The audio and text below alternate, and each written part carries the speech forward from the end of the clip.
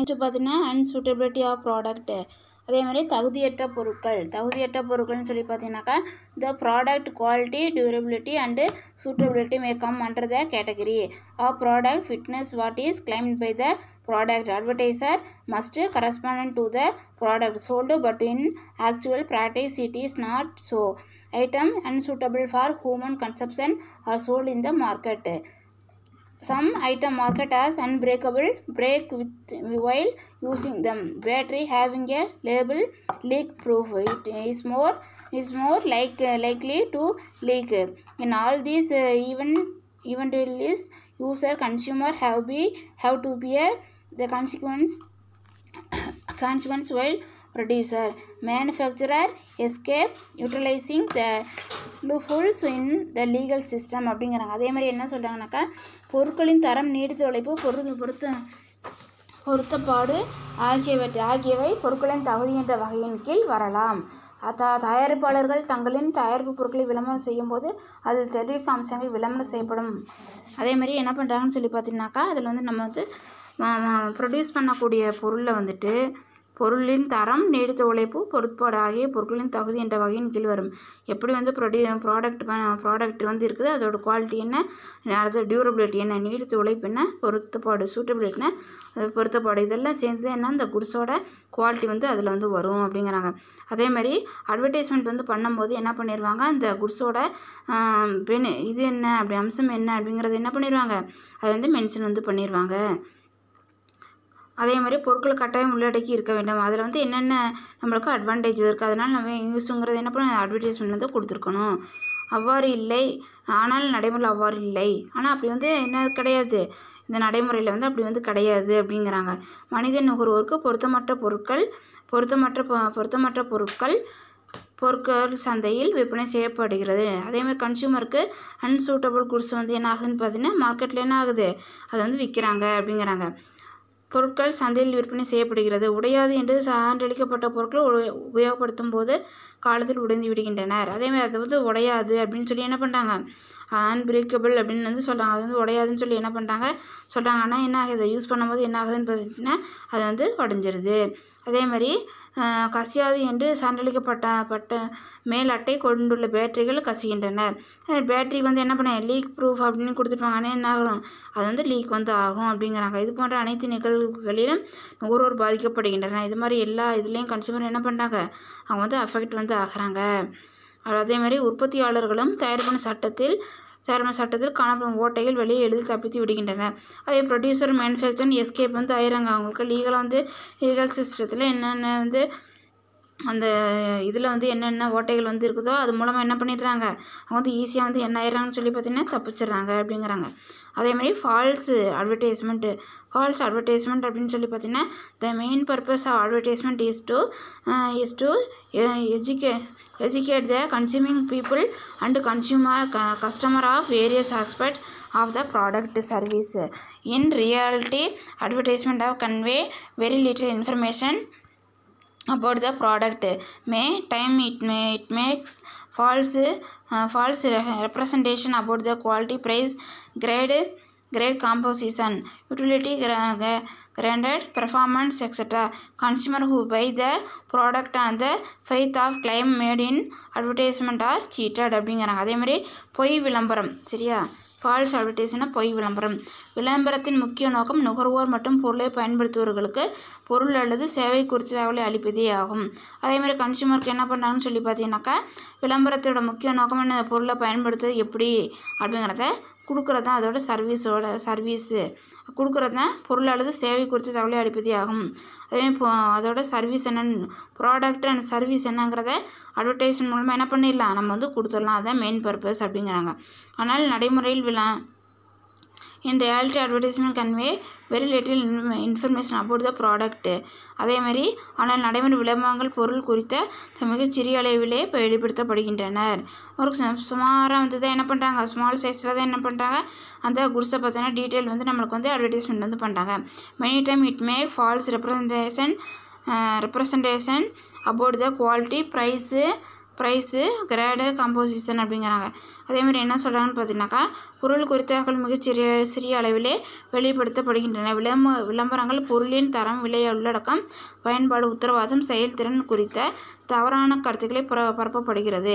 விளம்பரங்கள் மூலமாக என்ன பண்ணுறாங்க, குவாலிட்டி, ப்ரைஸு, அதே மாதிரி கிரேடு, அதே மாதிரி பார்த்திங்கனாக்கா உத்தரவாதம், பயன்பாடு எல்லாத்தையும் பற்றிய செயல்திறன் எல்லாத்தையும் பார்த்திங்கன்னா கேரண்டி, இதை பற்றி என்னென்ன பர்ஃபார்மன்ஸ் இதெல்லாம் பார்த்திங்கன்னா தவறான முறையில் என்ன பண்ணுறாங்க, விளம்பரம் வந்து படுத்துகிறாங்க. அதேமாரி consumer who pay the product and the faith of claim made in advertisement are cheated அப்படிங்கிறாங்க. அதேமாதிரி வகையான பொய் விளம்பரங்களை நம்பி பொருள்களை வாங்கும் நுகர்வோர் ஏமாற்றப்படுகிறார்கள். இது மாதிரி என்ன பண்ணுறாங்கன்னா அட்வர்டைஸ் மூலமாக ரொம்ப வந்து என்ன பண்ணுறாங்க, கன்சியூமரை வந்து சீட் வந்து பண்ணுறாங்க, கன்சியூமரை சீட் வந்து பண்ணுறாங்க, ஏமாத்துறாங்க.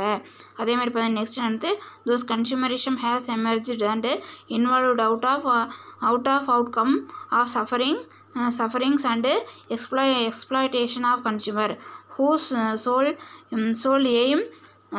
aim is to secure protection from commercial terrorism and exploitative practice and thereby safeguarding their interest by establishing the right and power against producer and seller அப்படிங்கிறாங்க.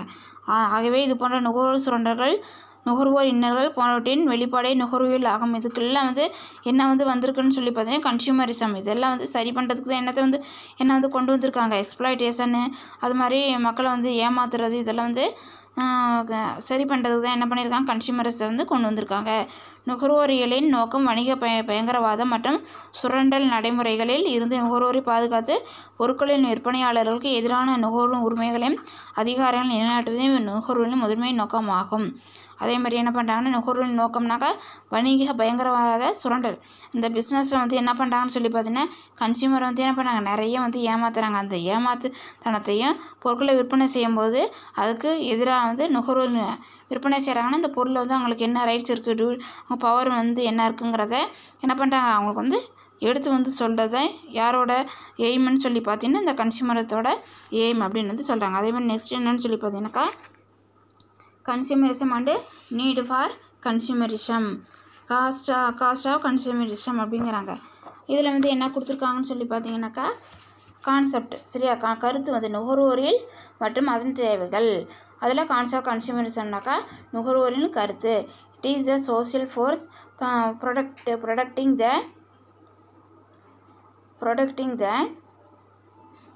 protecting the consumer, aiding the consumer. In other words, it is an organized effort to fight against the unfair marketing practice with a view to secure consumer protection அப்படிங்கிறாங்க. இதே சமூக உத்வேக செயல்பாடுகள் நுகர்வியல் ஆகும். நுகர்வோரை பாதுகாக்க மற்றும் நுகர்வோருக்கு உதவும் வகையில் இருக்கும் சமூக உத்வேக செயல்பாடுகள் நுகர்வியல் ஆகும். கன்சியூமருக்கு வந்து சேஃப்டி கொடுக்குறாங்க, அதேமாதிரி அவங்களுக்கு வந்து வெல்ஃபேர் வந்து பாதுகாக்கிறாங்க. அதுக்கு பேர் என்ன, கன்சியூமரிசம் பண்ணுறாங்க. வேறு வார்த்தைகளில் கூறின நியாயமற்ற நேர்மையற்ற வணிக நடைமுறைகளில் இருந்து நுகர்வோரை பாதுகாப்பதற்காக ஒருங்கிணைந்த முயற்சியே நுகர்வியல் ஆகும். அதேமாதிரி அவங்க என்ன பண்ணாங்க, நியாயமான முறையில் இல்லாமல் நேர்மையற்ற முறையில் வந்து கன்சியூமரை வந்து என்ன பண்ணுறாங்க, அவங்க வந்து பாதிக்கப்படுறதுலேருந்து அவங்கள வந்து பாதுகாக்கிறதுக்காக தான் என்ன பண்ணியிருக்காங்கன்னு சொல்லி பார்த்தீங்கன்னா இந்த அமைப்பு வந்து கொண்டு வந்திருக்காங்க. ஒருங்கிணைந்த முயற்சியே என்னன்னு சொல்லலாம், கன்சியூமரிசம் அப்படிங்கிறாங்க. அதே மாதிரி consumerism is the society attempt to bring back the balance in the exchange between the buyer and seller, as the strength of power is normally in favor of seller rather than buyer அப்படிங்கிறாங்க. அதே மாதிரி விற்பவருக்கும் இடையேயான பரிமாற்றத்தில் சமநிலை ஏற்படுத்துகிற சமுதாய முறையே நுகர்வியல் ஆகும். அதேமாதிரி செல்லருக்கு நடுவில் வந்து என்ன பண்ணுறாங்கன்னு பார்த்தீங்கன்னா பையர் அண்டு செல்லருக்கு நடுவில் ஸ்ட்ரென்த்தான பவர் வந்து கொண்டு வரதுக்காக தான் என்ன பண்ணுறாங்க, இந்த புதிய முயற்சி வந்து அவங்க மேற்கொள்கிறாங்க. பொதுவாக வாங்குபவர்களை காட்டிலும் பொருட்களை விற்பனை பலமிக்கவர்களாக காணப்படுகிறார்கள். அதேமாரி வாங்குறவங்களோட பையரோட செல்லர் தான் எப்படி வந்து ரொம்ப ஸ்ட்ரென்த்தாக வந்து பவராக வந்து இருக்கிறாங்க. நெக்ஸ்ட்டு பார்த்தீங்கன்னா என்னட்டு the term consumerism came into existing in the early 1960s when it was coined by the business community in the West world, particularly in America அப்படிங்கிறாங்க. நுகர்வோர் என்னும் சொல் 1960களின் தொடக்கத்தில் மேற்கத்திய வணிக சமுதாயத்தில் குறிப்பாக அமெரிக்கல் தோற்றமிட்டது. கன்சூமரிசம் வந்து எப்போ வந்துச்சுன்னு பார்த்தீங்கன்னா 1960 எப்போ வந்து அமெரிக்காவில் வந்து என்ன பண்ணாங்க, அதை வந்து கொண்டு வந்தாங்க. இது next western world particular in America. It is the social force designed to protect the interest of consumer by organizing the consumer to bring pressure and the business community to ensure protection. அதேமாதிரி இது வாடிக்கையாளர் நலனை பாதுகாப்பதற்காக சமூக உத்வேகம் ஆகும். அதேமாதிரி கன்சியூமரோட வெல்ஃபேருக்காக உண்டான ஒரு உத்வேகம் அப்படின்னு வந்து சொல்கிறாங்க. இப்போ ஃபோர்ஸ் அப்படிங்கிறாங்க. நுகர்வோரை வணிக உலகின் நெருக்குதல்களிலிருந்து பாதுகாக்க நுகர்வோரை கொண்ட வடிவமைக்கப்பட்ட அமைப்பே நுகர்வேல் ஆகும். அதே மாதிரி இந்த பிஸ்னஸ் வேர்ல்டுலேருந்து கன்சியூமர் வந்து பாதுகாக்கிறதுக்காக என்ன பண்ணியிருக்காங்க, அந்த ஒரு பிஸ்னஸ் கம்யூனிட்டிலேருந்து அவங்கள வந்து பாதுகாக்கிறதுக்காக ஒரு அமைப்பை வந்து ஸ்ட்ரக்சரை வந்து கொண்டு வந்திருக்காங்க. அதுக்கு பேர் தான் என்னன்னு சொல்கிறாங்கன்னு பார்த்தீங்கன்னாக்கா கன்சியூமரிசம். அதே மாதிரி நெக்ஸ்ட் என்னன்னு சொல்லி பார்த்தீங்கன்னாக்கா producer seller and service provider give importance to the consumer in a sense every one of us is a consumer. உற்பத்தியாளர், விற்பனையாளர் மற்றும் சேவை அளிப்பவர்களுக்கு நுகர்வோருக்கு முக்கியத்துவம் அளிக்கின்றனர். அதே மாதிரி ப்ரொடியூசர், அதே மாதிரி செல்லர், சரியா, அதே மாதிரி சர்வீஸ் ப்ரொவைடர், இவங்களுக்குலாம் என்ன ரொம்ப இம்பார்ட்டன்ட் வந்து கொடுக்குறாங்க. It may in a sense every one of us is a consumer. நுகர் முக்கியத்துவம் அளிக்கின்றனர். ஒரு விதத்தில் நம்ம அனைவரும் நுகர்வோர்களே. ஒரு விதத்தில் நம்ம எல்லாமே என்னது consumer. It may be individual, families and institution. அதே மாதிரி தனிநபர்கள், குடும்பங்கள் மற்றும் நிறுவனங்கள் எதுவாக அனைவருக்கும் ஒரு வகையில் நுகர்வோர்களே. அதாவது இண்டிவிஜுவல் பர்சனாக இருந்தாலும் சரி, அதே மாதிரி இன்ஸ்டிடியூஷனாக இருந்தாலும் ஃபேமிலியாக இருந்தாலும் யார் எல்லாருமே ஒரு விதத்தில் கன்சியூமராக வந்து இருக்கிறோம். They consume a variety of product and avail a number of service almost every day. எதுவாயினும் அனைவரும் ஒரு வகையில் நுகர்வோர்களே. அவர்கள் ஒவ்வொரு நாளும் பல்வேறு வகையான பொருட்களை, சேவைகளையும் பயன்படுத்துகின்றனர். ஒவ்வொரு நாளும் ஒரு வகையான பொருளை வந்து என்ன பண்ணுறோம், பயன்படுத்திக்கிட்டே இருக்கோம். They consume a variety of product and avail a number of service almost every day. You buy text books, note book, pen and other stationery item for your studies. Sometimes one quire note book you by do not contain 192 pages, 192 page, and the pencil is not of a good quality. Have you not be dissatisfied and hated over this when சரியா you have paid a fair price? Those a consumer is one who consume goods manufactured and sold by other. அதேமாதிரி மாணவர்கள் பாடப்புத்தகம், note புத்தகங்கள், பேனா மற்றும் பல்வேறு வகையான எழுதுபொருட்கள் வாங்குகின்றனர். சரியா, student வந்து என்ன பண்ணுறாங்கன்னு சொல்லி பார்த்தீங்கன்னா ஒரு வெரைட்டியான புக்கு, நோட்ஸ் இதெல்லாம் என்ன பண்ணுறாங்க, பேனா அது மாதிரி குட்ஸை வந்து வாங்குகிறாங்க. பாடப்புத்தகங்கள், நோட்டு புத்தகங்கள் வாங்குகின்றனர். சில வேலைகளில் தாங்கள் வாங்கும் ஒரு குயர் நோட்டு புத்தகத்தில் 192 பக்கங்கள் இருப்பதில்லை. நம்ம வாங்குறதில் நாட் கண்டெயின் 192 பேஜ் நம்ம வாங்குறதில்ல இருக்கிறதில்ல. பென்சில் நல்ல தரத்துடன் இருப்பதில்லை. பென்சில் என்னவா வந்து இருக்காது, நல்ல குவாலிட்டியாக வந்து இருக்காது. எங்களுக்கு உரிய சரியான விலையை செலுத்தி பொருட்களை பெற்ற போதும் இத்தகைய காரணங்களால் நீங்கள் ஏமாற்றம் அடைவதில்லையா? இது மாதிரி நல்லா காசு கொடுத்து நீங்கள் பொருளை வந்து வாங்கினாலும் ஒரு சில சுச்சுவேஷனில் நீங்கள் வந்து ஏமாற்ற வந்து படுறீங்க அப்படிங்கிறாங்க. அதேமாதிரி பார்த்தீங்கன்னா நெக்ஸ்ட் என்ன சொல்கிறேன், இதனால் அதிர்ச்சி அடைவதில்லையா? அதனால் ஒரு நுகர்வோர் என்பவர் மற்றவரால் உற்பத்தி செய்யப்பட்டு விற்பனை செய்யப்படும் பொருட்களை வாங்கி பயன்படுத்துவர் ஆவார். கன்சியூமர் அப்படிங்கிறாங்க ஒருத்தவங்க மேனுஃபேக்சரிங் பண்ண பொருள் என்ன பண்ணுறாங்க, அவங்க வாங்கி படுத்துகிறாங்க அப்படிங்கிறாங்க. அதேமாதிரி வாங்கி பயன்படுத்துவர் ஆவார். சமதர்ம, பொது உடைமை மற்றும் முதலாளித்துவம் போன்ற பல தத்துவங்கள் வரிசையில் 1960களின் மத்தியில் இணைந்த புதிய தத்துவம் மற்றும் சமூக இயக்கமே நுகர்வு இயக்கமாகும். 96 என்ன பண்ணியிருக்காங்கன்னு சொல்லி பார்த்தீங்கன்னாக்கா the term consumerism was first coined by businessmen in the mid-1960s as the third consumer movement. Another ism like socialism and communism threatening capitalism அப்படிங்கிறாங்க. இதுக்கப்புறம் தான் என்ன பண்ணாங்கன்னு பார்த்தீங்கன்னாக்கா இதை வந்து 1960 என்ன பண்ணாங்க, நுகர்வோரில் வந்து என்ன பண்ணாங்க, அவங்க வந்து கொண்டு வந்தாங்க அப்படிங்கிறாங்க. நெக்ஸ்ட் என்னன்னு சொல்லி பார்க்கலாம்.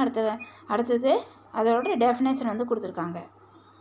டெஃபினேஷன் என்னன்னு சொல்லி பார்க்கலாம்.